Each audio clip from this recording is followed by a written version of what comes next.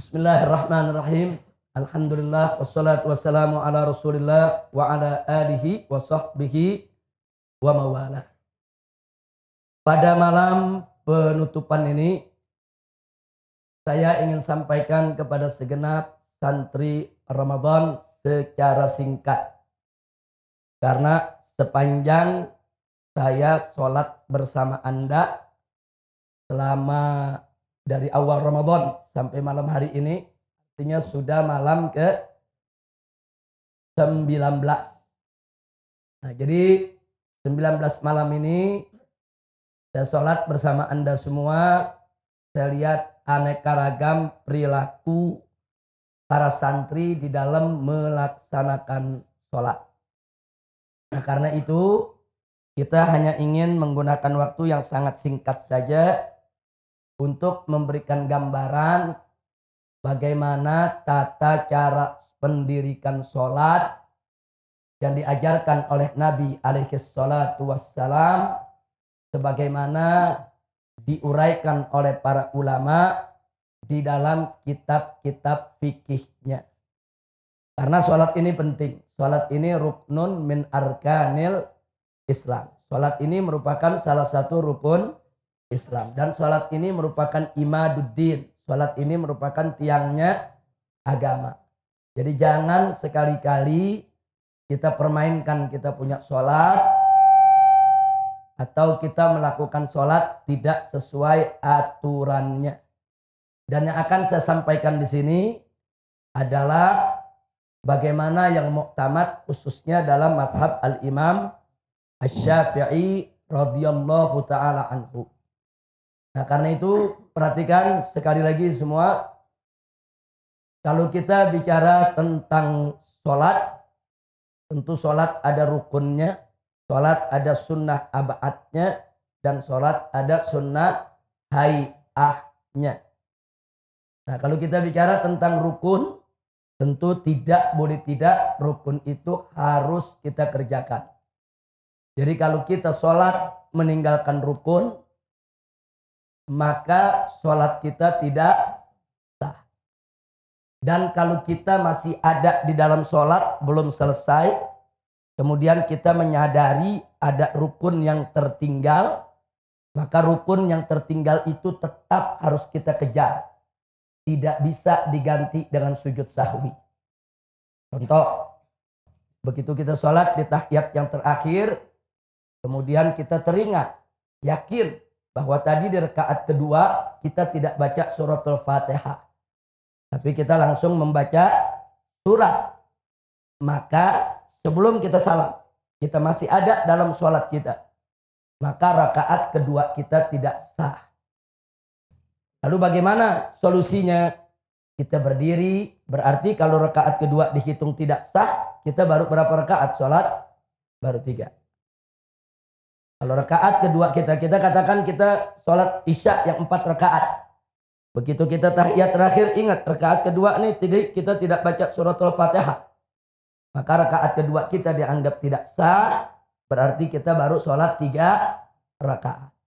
Maka kita ganti, kita harus segera berdiri untuk menambah 1 rakaat lagi. Nggak bisa diganti dengan sujud sahwi. Oh tadi saya lupa tuh, nggak baca Fatihah. Udah, nanti saya sujud sahwi sebelum salam. Nggak bisa. Kalau rukun nggak bisa. Rukun harus dibayar dulu, baru nanti ditambah dengan sujud sahwi. Itu rukun. Nah, kalau sunnah ab'ad, seperti apa sunnah ab'ad? Sunnah ab'ad seperti tahiyat yang pertama. Itu sunnah ab'ad. Nah, seperti lagi membaca kunut dalam sholat subuh. Itu sunnah ab'ad. Nah, kalau kita terlupa dari sunnah ab'ad, tidak usah dikejar.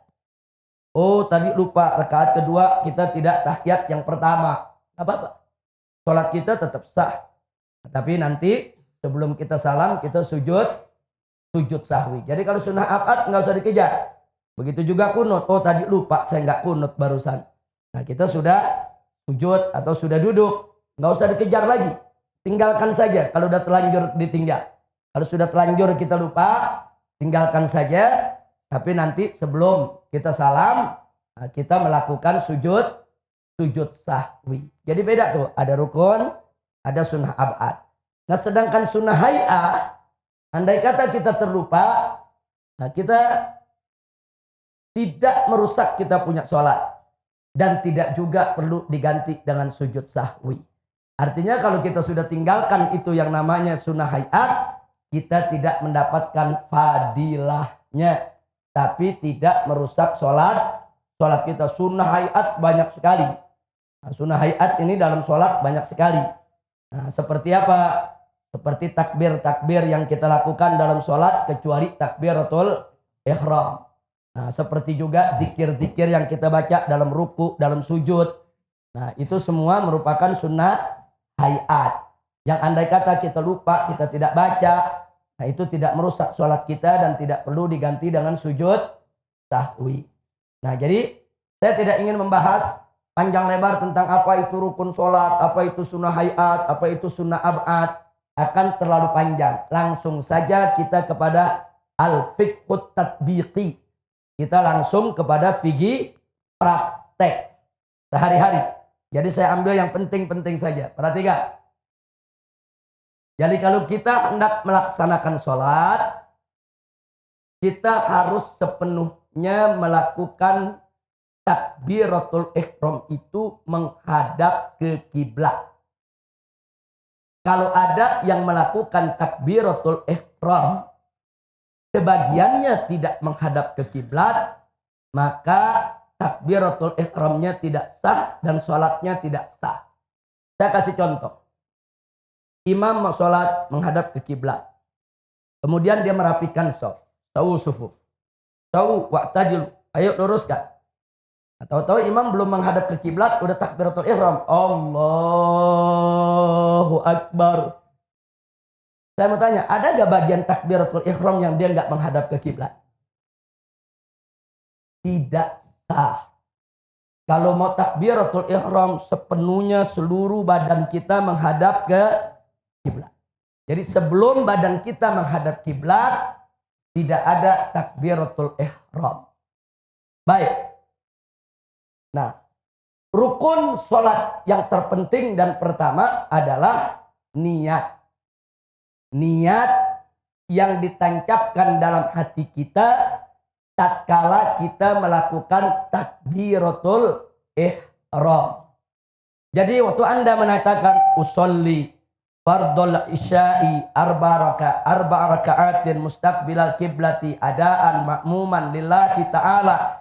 Saat Anda mengucapkan niat tadi, Anda belum niat. At-talaffuz bin niyah dalam Syafi'i, melafazkan niat dalam mazhab Syafi'i hukumnya mustahab. Disukai dan dianjurkan. Kenapa? Limusa'adatil qalbi ala tathbitin niyah. Untuk membantu hati dalam menancapkan niat. Artinya niat itu di hati, bukan di mulut. Niat itu adanya di dalam hati kita, bukan di mulut.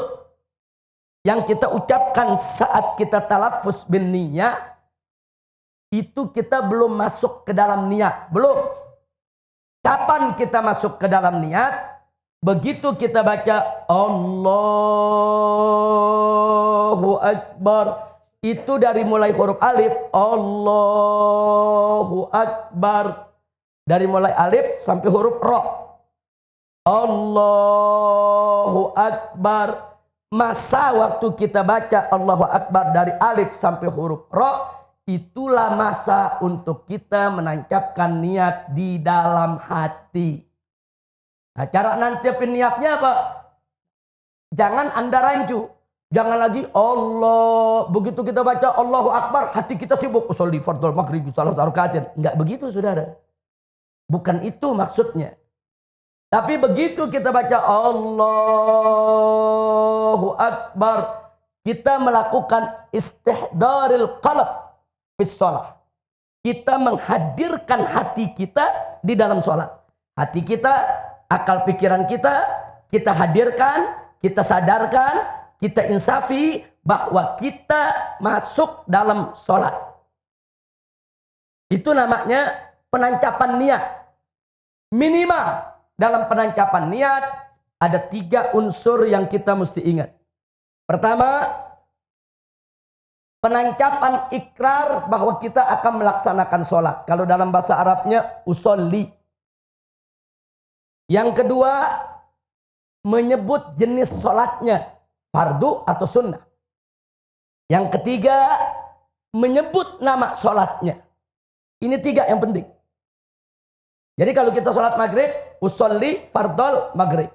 Sholat isya, usolli fardol isya. Kalau kita sholat subuh, usolli fardos subhi. Kalau kita sholat sunnah, usolli sunnatal witri. Jadi sebut usollinya, sebut jenisnya, sebut nama sholatnya. Hanya ini 3 syarat. 3 syarat yang harus ada dalam penancapan niat. Jadi nggak usah repot-repot pakai mustaqbilal kiblati, arba'a raka'atin dan seterusnya. Enggak, fokus saja. Begitu kita baca usolli fardul maghribi tarata raka'atin mustaqbilal kiblati adaan ma'muman lillahi ta'ala. Allahu Akbar. Ketika kita baca Allah, hati kita, akal pikiran kita hadirkan. Kalau kita sholat maghrib, hadirkan. Ingat, usolli fardul maghrib. Usolli fardul maghrib. Usolli fardul maghrib. Atau yakini dengan bahasa kita. Saya sholat maghrib, fardu maghrib. Saya sholat wajib maghrib. Saya sholat fardu maghrib. Tancapkan di hati kita saat kita membaca Allahu Akbar. Itu yang disebut niat. Kira-kira jelas tidak? Tapi kalau pertanyaannya, oh kalau gitu nggak perlu dong talafuz. Usolli fardul maghribi. Siapa bilang tidak perlu? Dalam mazhab Syafi'i mustahab, disukai. Nah pertanyaannya, kenapa disukai? Sebab dengan kita melafazkan niat, kita sedang menuntun hati. Hati manusia ini selalu bergejolak. Hati manusia ini bulak-balik. Hati manusia ini kalau tidak diikat, diseret, disadarkan, nanti dia tidak hadir dalam sholat kita. Nah maka itu waktu kita menghadap kiblat, kita menghadirkan hati kita ucapkan niat. Usolli fardol maghribi. Maksudnya saat kita mengucapkan itu, seolah-olah kita lagi tegur kita punya hati. Hati dan akal pikiran kita tegur. Hatiku, akal pikiranku. Ingat. Ini kita mau sholat nih. Ingat. Kita mau sholat maghrib.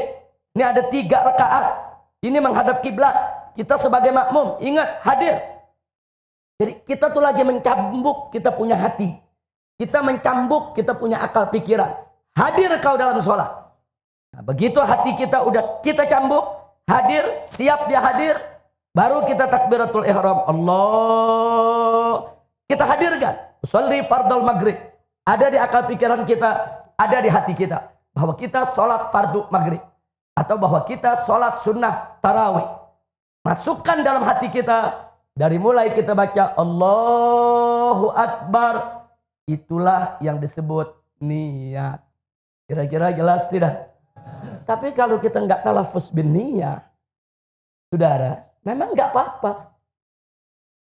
Tanpa talafuz bin niyah bisa sah. Tapi ingat, tolong kalau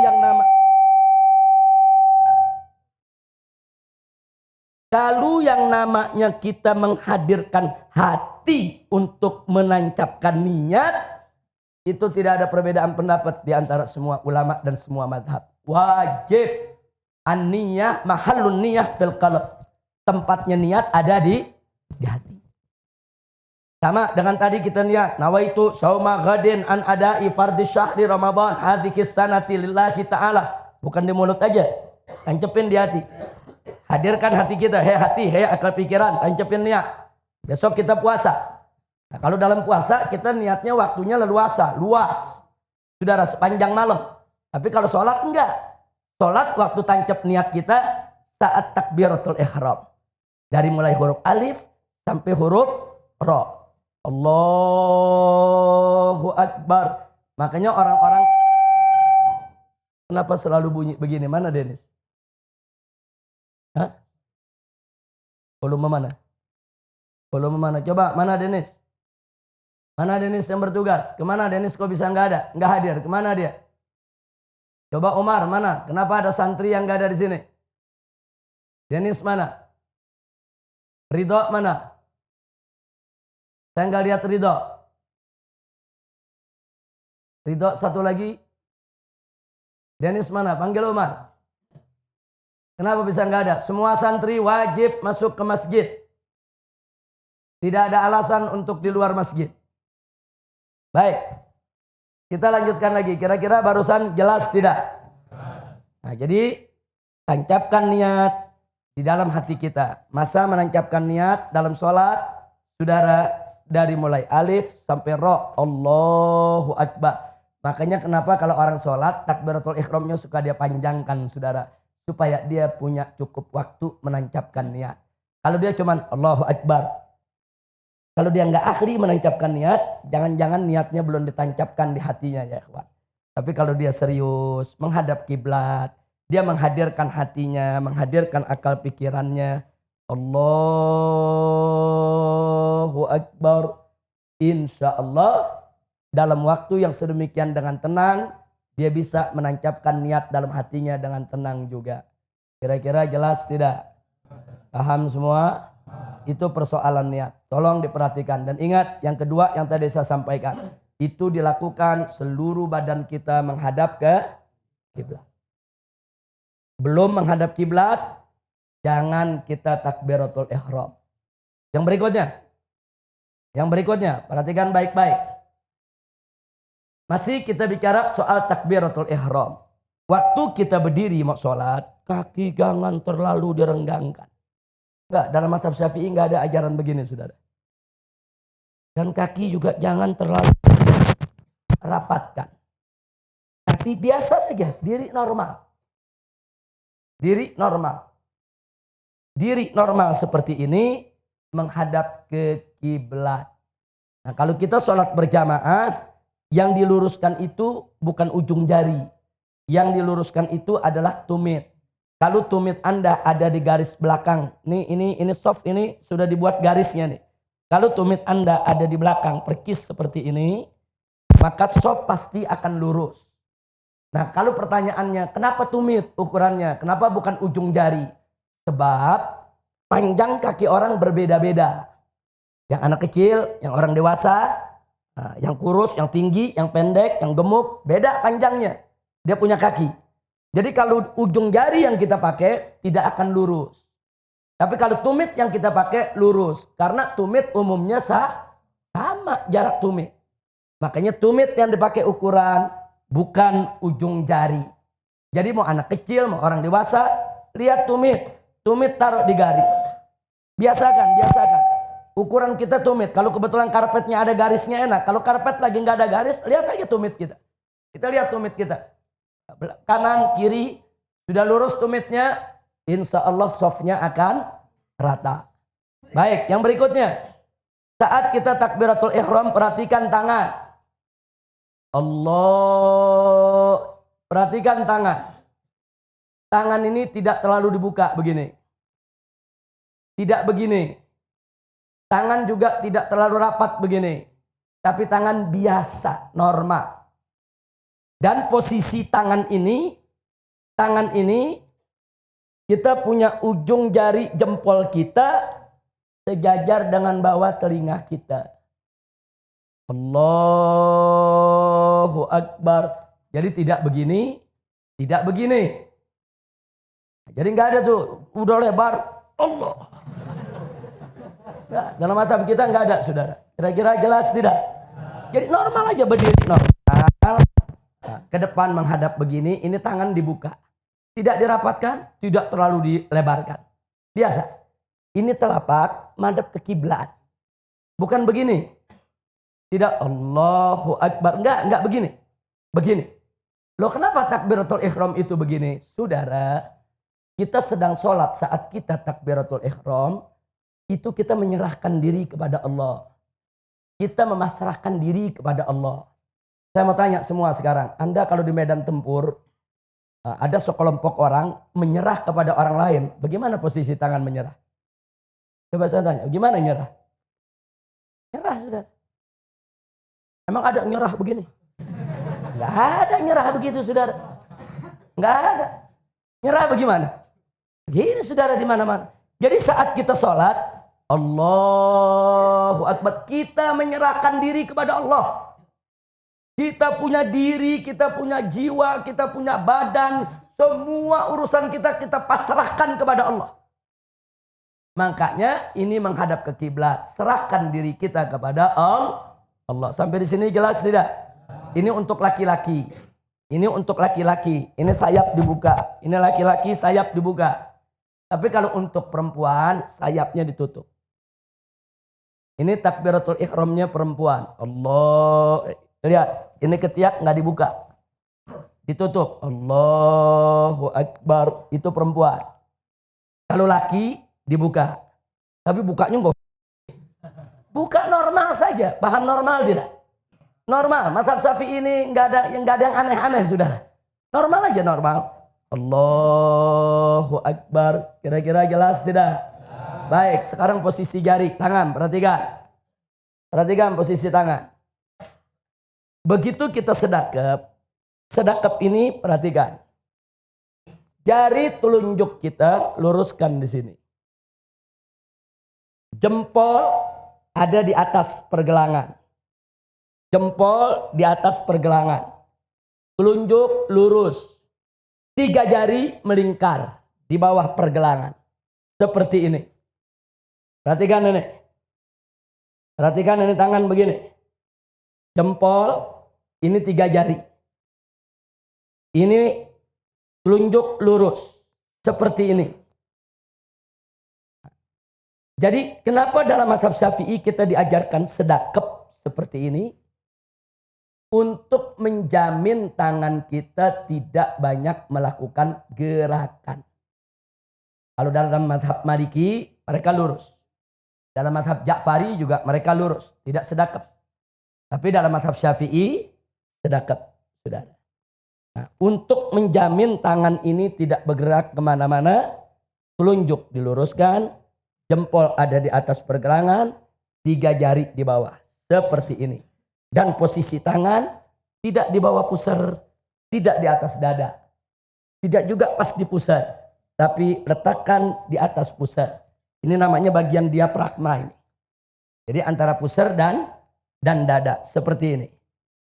Walaupun ada sebagian yang dia suka dimiringkan begini. Jangan kaget. Dulu para sahabat memang banyak yang sholat begini. Kenapa? Di pinggangnya ada pedang.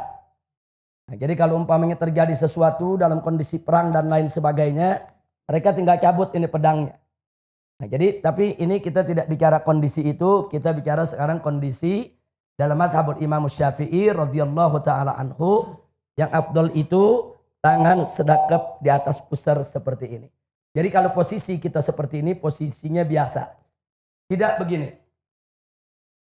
Tidak juga begini. Nggak megangin perut nih.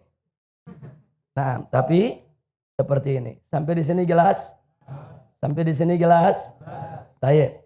Kita lanjutkan. Begitu kita selesai takbiratul ihram, posisi tangan di sini sebagaimana biasa, kita baca doa iftitah, kita baca isti'adzah, kita baca suratul Fatihah, dan kita baca surat. Tapi sebelum saya lanjutkan, saya kembali sejenak kepada niat. Niat, kalau kita sholat sendiri, itu syarat penancapannya cuma 3. Usolli, kita pengen sholat, fardu atau sunnah disebut, terus nama sholat. Tapi kalau kita sholat berjamaah, untuk makmum wajib ditambahkan makmuman. Untuk makmum wajib ditambahkan makmuman. Jadi hadirkan hati kita. Usolli fardal maghribi makmuman. Makmuman itu wajib dihadirkan dalam hati kita. Baik, kita lanjutkan yang tadi. Selesai kita baca surat. Kalau baca surat, perhatikan.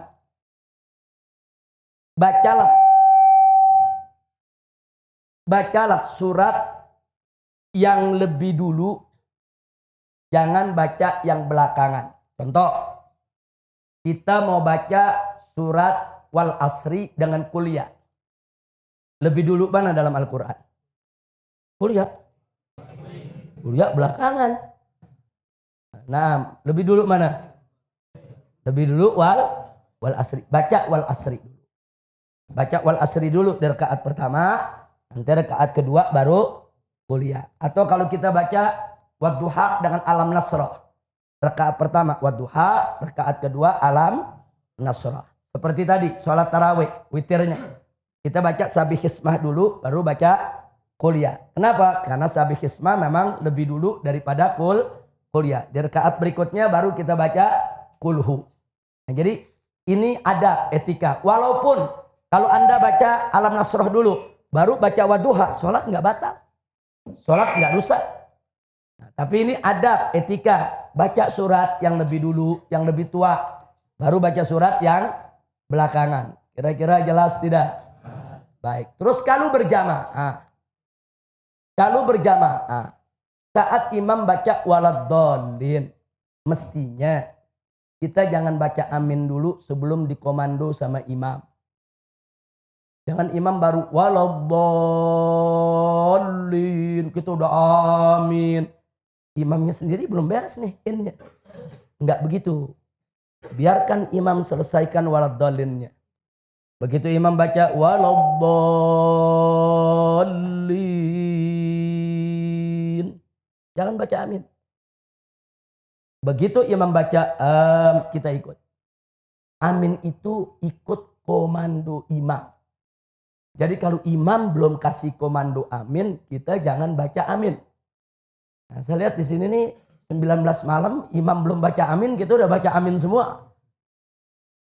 Amin ikut komando imam. Makanya ulama-ulama kita mengajarkan bagaimana supaya amin kita bareng sama imam. Gampang. Begitu imam waladdallin,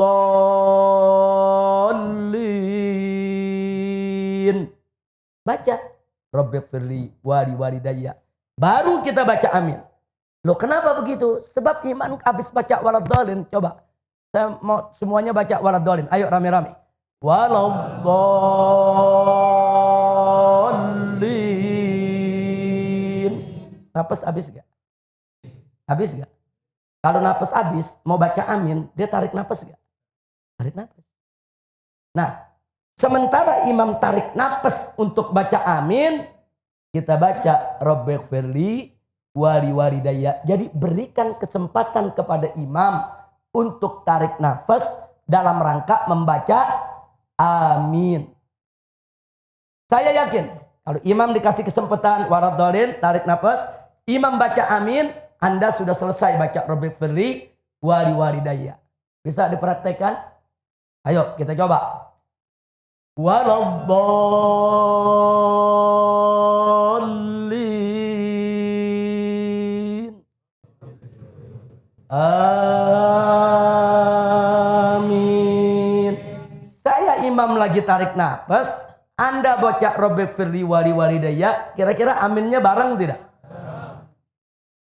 Tertib semacam ini perlu dijaga sebab ada hadis dari Nabi bahwa manakala aminnya kita dengan imam bebarengan dengan aminnya para malaikat, saudara, maka hajat kita digobulkan, dosa kita diampuni. Jadi amin ada aturannya. Sampai di situ jelas? Baik, langsung saja. Kita tidak mau panjang-panjang bertele-tele lagi, udah selesai. Maka begitu kita masuk selesai daripada baca surat, sekarang kita ingin ruku. Ruku perhatikan. Jadi ruku itu pada saat ruku kita angkat tangan kita. Allahu Akbar. Tangan ini disunnahkan untuk diangkat. Seperti kita takbiratul ihram. Allahu Akbar. Minimal ruku. Telapak tangan kita menyentuh lutut. Minimal ruku. Jadi kalau ada orang rukunya begini, ini tangan sampai gak ke lutut? Ini belum sah. Minimal ruku, tangan sampai ke lutut. Walaupun ini punggung ini belum lurus nih. Tapi tangan udah sampai ke lutut. Ini udah sah. Lebih sempurna kalau dia luruskan. Ini rukunya laki-laki. Rukunya perempuan, tangan ke dalam. Ini rukunya perempuan, ini rukunya laki-laki. Laki sayapnya dibuka, perempuan sayapnya ditutup. Sampai di situ jelas? Minimal ruku sekedar membaca 1 kali tasbih. Subhanallah. Waktunya maksudnya. Jadi kalau dia ruku, begitu dia Allahu Akbar, waktunya cukup, subhanallah. Sami Allahu liman hamidah. Cukup dia punya waktu baca subhanallah, dia sudah mendapatkan tumaknina. Tapi kalau baca subhanallah aja nggak cukup, berarti dia belum dapat tumaknina. Yang nggak dapat tumaknina, rukunya tidak sah. Kira-kira jelas tidak? Nah, tapi yang bagus jangan cuma subhanallah. Yang bagus subhana rabbiyal azimi wa bihamdi. Lebih bagus lagi kalau 3 kali dibaca. Minimal 1 kali. Tapi lebih bagus lagi kalau 3 kali. Nah, kira-kira jelas tidak? Tapi kalau dibaca paling sedikit berapa sih ruku? Ya paling sedikit subhanallah. Cukup baca subhanallah, tumaknina rukunya dia dapatkan. Tapi kalau sholat jangan berhitungan sama Allah, jangan pelit. Cuman subhanallah tuh pelit bener. Nah, minimal kita baca subhana rabbiyal azimi wa bihamdi. Walaupun cuman sekali. Yang afdal 3 kali. Kira-kira jelas tidak? Paham? Nah, baik, sekarang kita bangkit. Waktu kita bangkit, Sami Allahu liman hamidah. Tangan diangkat lagi. Seperti kita takbiratul ihram. Sama, laki sayapnya dibuka, perempuan sayapnya ditutup. Sami Allahu liman hamidah. Posisi tangan perhatikan. Bagi orang yang bisa mengendalikan tangannya, luruskan saja. Tidak usah sedekap. Tapi bagi orang yang tidak bisa mengendalikan tangannya, lebih baik dia sedekap lagi. Jadi jangan kaget ada yang sholat begitu sami Allahu liman hamidah. Ada yang sedekap lagi. Kenapa? Dia mau jaga supaya tangannya nggak bergerak. Sebab ada orang begini. Sami Allahu liman hamidah. Ada yang begini. Ini bisa membatalkan sholat. Dia bergerak nih begini. Jadi kalau dia nggak bisa kendalikan tangan, ini namanya dia nggak bisa kendalikan tangannya. Kalau dia nggak bisa kendalikan tangan, apalagi sudah jadi kebiasaan dia, mungkin dari kecil dia emang demen begini, saudara sampai gede nggak hilang-hilang. Nah, jadi kalau memang dia nggak bisa kendalikan tangannya, langsung saja. Sami Allahu liman hamidah, sedekap lagi. Tapi kalau bisa kendalikan tangan, bagusnya tidak sedekap. Jadi perhatikan, Sami Allahu liman hamidah. Dan saat kita iktidal pun tetap harus ada tumakninah. Minimal Rabbana walakal hamd. Baca Rabbana walakal hamd. Syukur lagi kalau kita bacanya lebih panjang. Rabbana lakal hamdu mil as-samawati wa mil al-ardi mil amasyi'ta min syai'in ba'du. Lebih bagus kalau kita baca lengkap. Tapi kalau kita mau baca singkat, Rabbana walakal hamd, boleh. Sampai di sini jelas? Jelas? Baik, sekarang sujud. Perhatikan. Begitu kita sujud, habis sami Allahu liman hamidah. Waktu kita sujud, enggak perlu angkat tangan lagi. Kadang-kadang ada yang angkat tangan untuk melakukan sujud. Enggak usah. Jadi saudara, sami Allahu liman hamidah, Rabbana walakal hamd. Langsung kita sujud. Sujud yang turun pertama kali adalah dengkul. Yang turun pertama kali dengkul. Nah, setelah itu tangan. Kedua baru jidat kita. Nah, jadi perhatikan cara turunnya dulu. Turunkan dulu dengkul kita. Kedua tangan kita.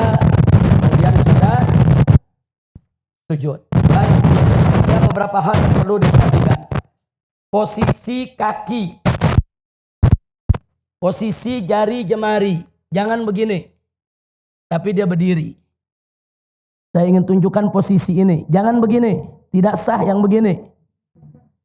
Jangan begini. Jangan juga begini. Berdiri. Kira-kira jelas tidak? Berdiri begini. Jangan begini. Jangan main-main kalau lagi ruku. Jangan ntar begini, begini. Jangan. Ini seperti ini. Sempurna. Jangan ditekuk ke depan.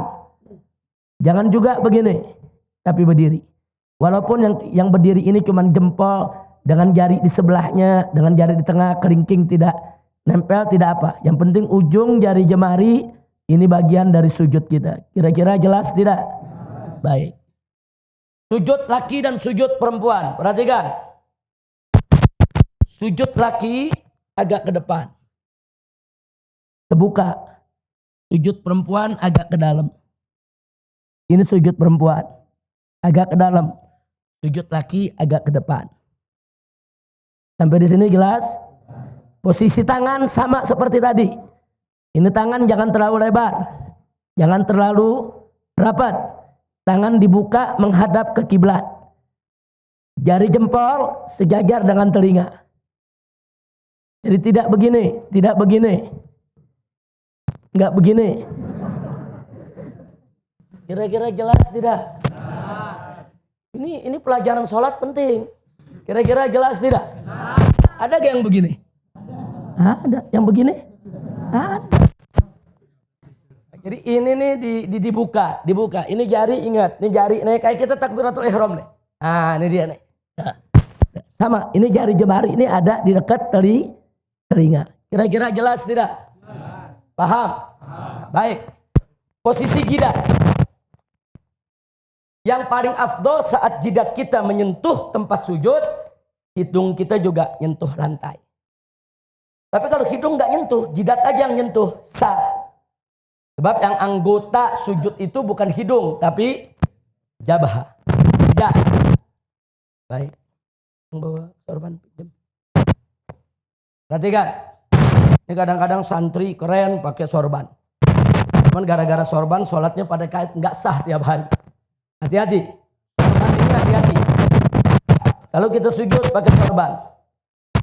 Allahu Akbar. Ini di depan kita nih. Sorban. Sujud di atas sorban. Tidak sah. Ini Piki kemari. Sujud begini. Tidak sah. Kira-kira jelas tidak?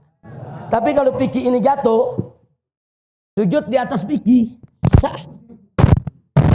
Sah. Ini jatuh, sujud di atas sorban, sah. Tapi kalau sorban ini sedang kita pakai begini, sorban di depan kita, terus sujud di atas sorban, tidak sah. Nah, kalau Anda lagi sujud, tahu nggak sengaja ini begini, Anda udah sujud begini, turunkan aja ini. Ini turunkan, selesai. Sholat Anda sah. Paham? Jadi jangan mentang-mentang pakai sorban, ada yang sujud kadang-kadang di atas sorban. Tidak sah. Sebab kalau Anda sujud di atas sorban, sorban yang sedang Anda pakai, berarti Anda sujud di atas pakaian yang sedang Anda gunakan. Nggak boleh. Kira-kira jelas tidak? Nah, makanya sekarang bagaimana kalau orang rambutnya panjang nutup semua ini? Dia sujud, tidak ada bagian jabahnya yang menempel di lantai, ketutup rambut, tidak sah. Ini jabah mesti nempel. Nah, nempelnya pun harus ada beban. Contohnya beban, andai kata ini tempat sujud saya tepung atau bedak. Andai kata bedak, kalau saya sujud, saya angkat, ngejiplak, ada tanda sujud. Itu berarti saya sujud dengan beban. Ada orang sayang menjambulnya. Dia sujud hati-hati, saudara. Cuma nempel begini. Ada yang begitu. Andai kata ada bedak, nggak ada tanda sujud. Tidak sah. Sujud itu bukan sekedar nempel, tapi ada beban. Nah, jadi kalau dalam kitab fikih diumpamakan andai kata ada tepung, tepung itu ada bekas cap jidat kita. Kira-kira jelas tidak? Paham? Nah, jadi sujud ada tata caranya. Jangan sembarangan kita sujud. Posisi kaki jari lihat, posisi tangan lihat, posisi jidat lihat. Nah, ini yang penting. Termasuk perempuan yang suka yang pakai apa? Mukena. Kadang-kadang mukenanya panjang, begitu dia sujud, mukenanya di depan. Dia sujud di atas mukena, tidak sah. Makanya hati-hati tempat sujud kita, nah, jangan sampai berkaitan dengan apa yang sedang kita pakai. Kira-kira jelas tidak? Paham semua? Jadi kalau ini piki nutup begini, sujud tidak sah. Tapi kalau ini piki jatuh, sujud di atas piki sah. Karena kalau piki sudah terlepas, dia tidak lagi sedang kita pakai. Sampai di sini jelas? Paham? Baik. Berikutnya. Nah, begitu kita bangun dari sujud, perhatikan kaki kita. Bangun dari sujud. Allahu Akbar. Pantat kiri kita duduk di atas kaki kiri. Kanan kita, jari jemarinya ini menghadap ke kiblat. Perhatikan, ini belakang begini. Ini namanya duduk apa nih? Ini namanya duduk apa? Iftirash. Ini duduk iftirash. Jadi tidak begini duduknya. Tidak juga begini. Kecuali bagi yang berhalangan, yang sakit, yang badannya kegemukan, yang ada asam uratnya. Dia nggak bisa duduk dengan sempurna, itu lain masalah. Tapi kalau kita lagi sehat walafiat, duduk yang sempurna, duduk di atas betis kiri nih, ini telapak kaki kiri nih, ini pantat kita duduk di kaki kiri nih. Nah, beban kita ada di kiri, kaki kanan. Nah, kita lihat ini seperti ini. Jari jemari, perhatikan. Begitu kita duduk, jari jemari kita tidak megang dengkul, enggak. Jari jemari kita di atas paha, bukan megang dengkul. Di atas paha, jangan dibuka lebar. Jangan dibuka lebar, tidak mesti terlalu rapat, biasa saja. Jari jemari kita menghadap kiblat. Tanah kiblat, semua menghadap kiblat, kita punya jari. Ujung jari sejajar dengan ujung dengkul kita. Jadi bukan di atas dengkul, tapi di atas paha ujung ini. Seperti ini. Nah, jadi ini kaki kita seperti ini, belakangnya, depannya seperti ini. Sampai di sini jelas tidak? Kemudian kita sujud, sama seperti itu. Nah, setelah sujud, kita akan berdiri. Nah, dalam mazhab Syafi'i, saat kita mau diri, nah, ada sunnah untuk kita, yaitu duduk sejenak istirahat. Jadi nggak langsung berdiri. Nah, duduk sejenak istirahat baru berdiri. Tapi kalau mau langsung diri pun tidak apa-apa. Ingat, begitu berdiri tidak perlu angkat tangan lagi. Ini jamaah di sini masih banyak yang angkat tangan. Nah, masuk rakaat kedua, Allahu Akbar. Enggak. Angkat tangan ini waktu takbiratul ihram, angkat tangan. Waktu kita bangun dari sujud yang pertama atau sujud yang ketiga, tidak angkat tangan. Angkat tangannya waktu kita bangun dari tahiyat yang pertama. Nah, kalau kita sholat maghrib 2 rakaat ada tahiyat. Nah dari tahiyat, nah begitu kita tahiyat kan kita berdiri. Saat kita berdiri angkat tangan. Allahu Akbar. Nah jangan tiap rakaat angkat tangan. Kira-kira jelas tidak? Menyalahi sunnah. Menyalahi sunnah. Nah kita masuk rakaat kedua tanpa angkat tangan. Sedekap lagi. Baca Fatihah lagi, baca surat lagi, ruku lagi seperti tadi, i'tidal lagi seperti tadi, sujud lagi seperti tadi, duduk lagi seperti tadi, sujud lagi, baru kita tahiyat yang pertama. Perhatikan. Tahiyat yang pertama duduk kita tetap duduk iftirash. Sama seperti duduk yang tadi. Tangan kita perhatikan. Yang kiri seperti tadi, di atas paha madhab kiblat. Yang kanan seperti ini. Siap-siap mau diangkat ini jari. Posisinya seperti ini. Jadi begitu kita sampai asyhadu alla ilaha illallah. Angkat jari. Angkat jari telunjuk kita agak sedikit tinggi. Kemudian turunkan sedikit rendah. Selesai. Itu namanya digerakkan sekali. Asyhadu alla ilaha illallah. Wa asyhadu anna Muhammadar Rasulullah. Perhatikan. Dari awal sholat sampai akhir sholat. Mata kita lihat tempat sujud. Kecuali saat kita lagi tahiyat. Saat jari kita menunjuk, mata kita lihat ke ujung jari kita. Saat kita tunjuk, mata kita lihat ujung jari kita. Tapi selain itu, mata lihat tempat sujud kita. Jangan mata kita jelalatan. Kira-kira jelas tidak? Jangan begitu sholat, mata jelalatan. Begini. Jangan lihat ke atas. Lihat tempat sujud, lihat tempat sujud, lihat tempat sujud. Nggak usah lihat kanan, nggak usah lihat kiri, nggak usah lihat depan, apa, lihat tempat sujud. Kecuali sedang tahiyat. Sampai di situ jelas? Paham? Nah, begitu masuk rakaat ketiga sama rakaat keempat yang terakhir, duduk yang terakhir, perhatikan. Duduk yang terakhir, pantat kita yang kiri duduk di lantai. Bukan duduk di atas kaki. Duduk di lantai. Nah, kemudian kita punya kaki nih, telapak kaki kiri ada di bawah betis kanan. Perhatikan ini betis ini. Ini betis. Ada di bawah betis kanan. Seperti ini. Seperti ini. Lihat, ini jari jemari kita menghadap kiblat. Telapak kaki kita ada di bawah betis. Pantat kiri kita melekat ke duduk di atas lantai. Ini namanya duduk apa? Ini duduk apa? Duduk tawarruk. Posisi kita sama seperti tahiyat yang pertama. Yang kiri ada di atas paha paling ujung. Yang kanan seperti ini, siap untuk diangkat. Di sini jelas tidak? Kemudian salam. Perhatikan. Saat kita salam, Assalamualaikum warahmatullahi. Ini kepala kita yang bergerak, bukan badan. Assalamualaikum warahmatullahi. Assalamualaikum warahmatullahi. Jangan badan yang bergerak. Assalamualaikum warahmatullahi. Assalamualaikum warahmatullahi. Bisa batal sholat kita. Karena salah satu syarat sahnya sholat, seluruh badan kita dari mulai takbiratul ihram sampai salam harus menghadap kiblat. Seluruh badan kita harus menghadap kiblat. Dari mulai takbiratul ihram sampai salam.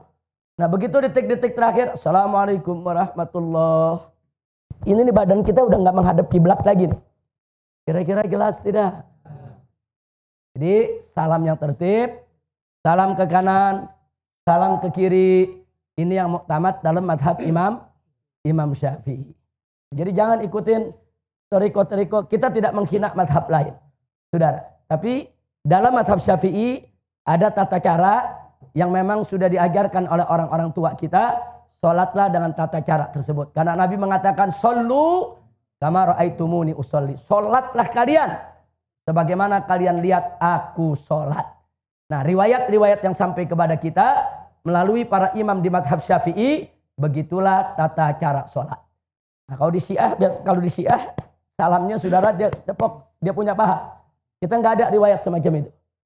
Nah, jadi kita tidak usil kepada mereka punya madhab, kita ikuti saja madhab kita. Nah, seperti tadi, madhab Malik diluruskan tangannya, saudara. Sedangkan kita sedekap. Ahlus sunnah waladhdallin pakai amin tidak? Pakai amin. Nah, sedangkan dalam madhab Syiah pakai amin batal sholatnya. Nah, jadi hal-hal begini kita mesti paham adanya perbedaan-perbedaan. Nggak usah kita masuk dalam perbedaan. Yang penting kita ikut madhab Syafi'i. Sholat saja yang diajarkan dalam madhab Imam Syafi'i.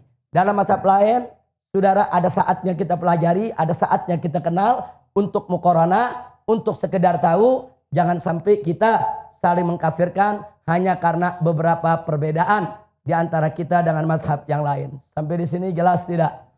Paham semua? Ini pelajaran singkat. Nah, jadi saya minta tolong nanti pulang dari sini, khususnya yang anak-anak muda ini, cari guru di kampungnya masing-masing, belajar sama gurunya. Bagaimana cara wudhu yang betul? Bagaimana cara sholat yang betul? Sebab semua ada aturan, bukan gak ada aturan. Mana yang rukun, mana sunnah abad, mana sunnah hayat, mana bacaannya betul, mana bacaannya enggak. Cari guru. Oh, kalau Anda madhab Syafi'i, cari guru yang Syafi'i, saudara. Belajar kepada kiai Anda, belajar kepada guru-guru Anda. Jangan sampai kita ngaku madhab Syafi'i, tapi kita nggak ngerti bagaimana tata cara sholat yang diajarkan oleh guru-guru kita dalam madhab Al-Imam Asy-Syafi'i radhiyallahu ta'ala anhu. Kira-kira jelas tidak? Paham? Itu saja yang bisa saya sampaikan. Terima kasih. Hadani Allah wa iyyakum ila siratil mustaqim. Wassalamualaikum warahmatullahi wabarakatuh. Nah, sebagai penutup, bonus terakhir. Biasakan kalau Anda buang air kecil, saudara, jangan berdiri. Apalagi buang air besar. Buang air besar berdiri sih kelewat. saya cerita buang air kecil. Kenapa saya cerita buang air kecil? Karena sekarang ini saya lihat sampai-sampai di masjid-masjid ya, kadang-kadang tempat kencingnya juga disediakan yang berdiri, saudara. Nggak